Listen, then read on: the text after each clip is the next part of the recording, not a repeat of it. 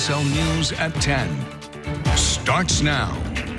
Thanks for joining us. Right now, St. George fire crews are on the scene of an airplane crash just south of the state border in a desolate area of Arizona. The fire chief says that private plane crashed shortly after it took off from St. George Regional Airport. It's currently on fire, sitting in the middle of the desert about 3 miles south of the Utah border. News specialist Shelby Lofton has been talking with crews there. And Shelby, they're saying the people inside the plane are alive and very lucky tonight.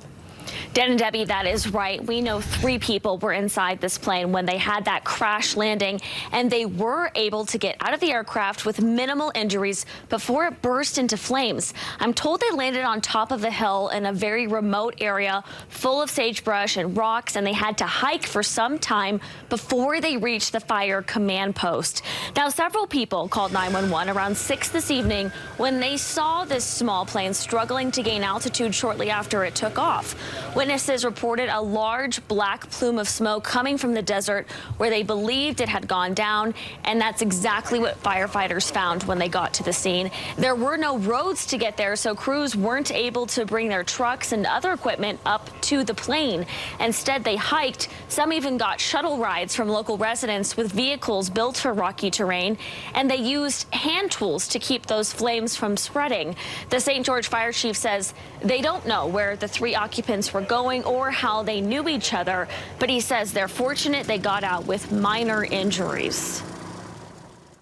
Very lucky incident where they were able to walk away from it, especially due to the isolated area where it would take personnel and crews to go in.